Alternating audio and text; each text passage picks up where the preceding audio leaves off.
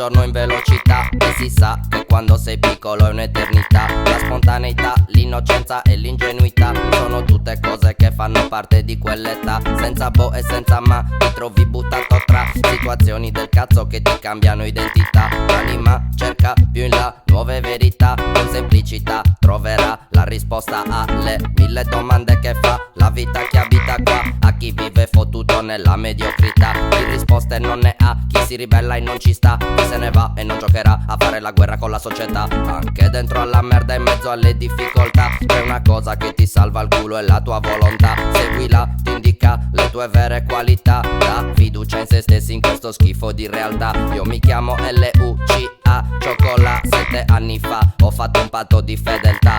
L'ho fatto per portarti novità, originalità, per zittire chi si crede sua maestà.